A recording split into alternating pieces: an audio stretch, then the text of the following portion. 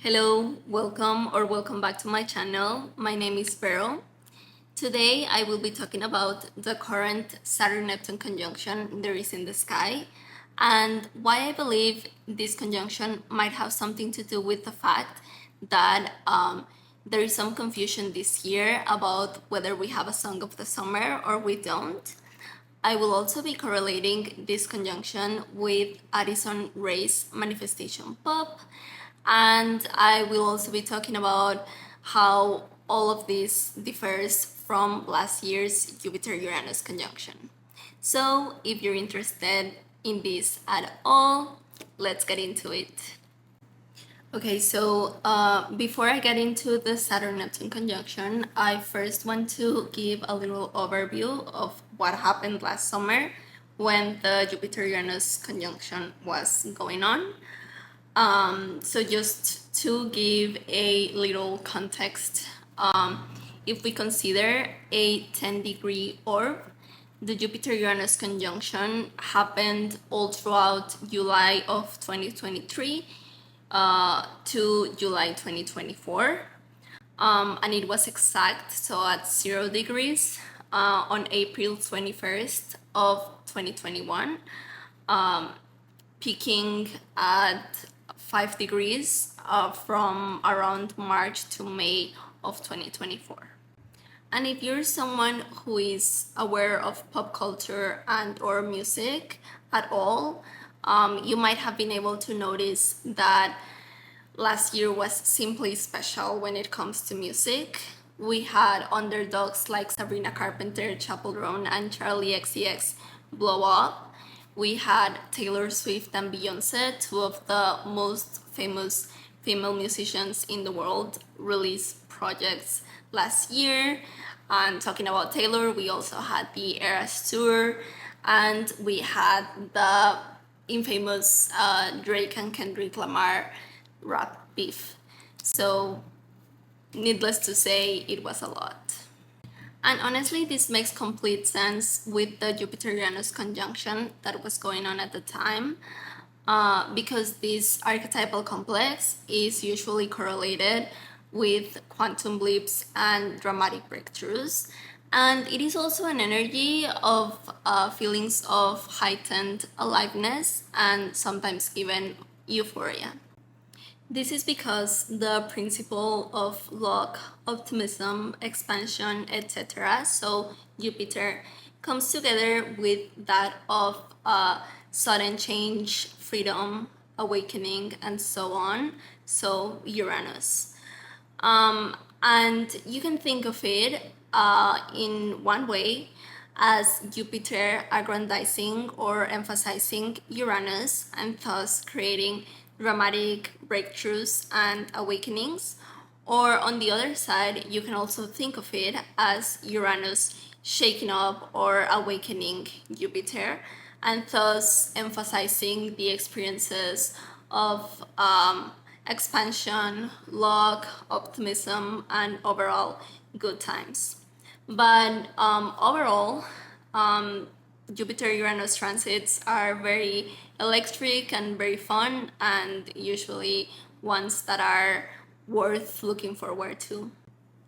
I am, however, not going to go too deep into the topics of 2024 and the Jupiter-Uranus conjunction, but I did write 2 articles on this topic for the digital newspaper Nominus Realm, which is run by my friends Somia and Abir. So if you want to check them out, I will put the links down below. One is on Brad Summer and the Jupiter-Uranus conjunction and overall the archetypal astrology of Brad Summer. And then the other one is on the rise of Chappell Roan and again, Jupiter-Uranus conjunction and the whole archetypal astrology of that topic. So yes, if you want to check them out, the links will be down below. Okay, so on to the topic of the Saturn-Neptune conjunction. So this conjunction, to give you guys some context, if we consider a 15-degree orb, this conjunction has been going on since March 2024 and it will go on until May 2027. This means, of course, that this conjunction was going on last summer. However, last summer it was still at around 15 to 11 degrees. So it was still pretty wide, right? However, this July, the Saturn-Neptune conjunction was almost exact at a 1 degree orb. And since this April, it has been within the 5 degree orb. And in my opinion, this means that the Saturn-Neptune energy has been stronger this summer than it was last summer. And also because of the Jupiter-Uranus conjunction, of last year, I feel like we felt that a lot more than the Saturn-Neptune conjunction, even if it was going on at the time, but it was still pretty wide. And I feel like the Jupiter-Uranus conjunction completely overshadowed the Saturn-Neptune one. And the energy of Saturn-Neptune is a lot more mellow and melancholic than the energy of Jupiter-Uranus. Saturn is typically associated with things like stone cold reality, structure, limitations, responsibility, and basically with the lessons that we learn through hardship and through perseverance. Neptune, on the other hand, is the planet of all things mysterious and ineffable. It is often associated with spirituality, with dreams, with inspiration, with compassion, illusion, and confusion. So, as we can see, these two archetypes seem to contradict each other in many ways. However, there are a good amount of themes that come out of this combination, as Saturn adds a sense of responsibility and discipline to everything it touches, and Neptune represents spirituality. These transits tend to influence us to take our spirituality very seriously. And this ties in perfectly with the next topic. As one very interesting manifestation that I found has come out of this transit is what has been dubbed as manifestation pop.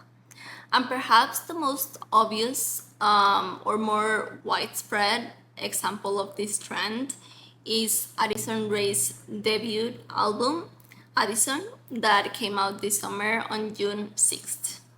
So, we had already seen Addison engage with the topic of spirituality when 4 years ago she appeared on a campaign for a collaboration between the brand Praying and Adidas, wearing a bikini that had the words Father, Son, and Holy Spirit, as you can see in the picture. And now, with her debut album, we see a continuation of that. The language used in the lyrics of this album is almost identical to the one that we see in the manifestation community, specifically the one that we know as affirmations. For example, in the song Aquamarine, she says, "The world is my oyster, baby come touch the pearl." And also in Money is Everything, she ends the song by saying, "Money loves me, I am the richest girl in the world." Another example is her song Headphones On, in which she says, "Every good thing comes my way." I believe it is interesting that while the topic of manifestation has been popular for quite a while, it is now entering the mainstream with music like Addison's. I also believe that it is interesting that manifestation is now entering the mainstream because of it being an alternative form of spirituality. The Saturn-Neptune archetypal complex is paradoxical in the sense that it can both be correlated with organized religion and alternative forms of spirituality. This is because we can see it as either Saturn's rigidity and rules blending with Neptune's spirituality, or as Neptune dissolving Saturn's rigidity and rules. Writer and podcaster Biz Sherbert says, Looking back, I think a lot of people were drawn to Christianity, whether at the surface level or deeper, because it has rules. Rules that are bigger than the movable ones, that governed culture under social justice at the time. People still want God, but doctrine is no longer a main if latent draw. It's the love and openness inside of all of us that God or the universe, Ray uses both terms, is. It helps that this specific spiritual outlook is also compatible with pop consciousness belief that our minds control our destinies, and thus our achievement of material ambitions, whether it be transforming from a TikToker who isn't taken seriously to a pop star who is, or just becoming hot and well married.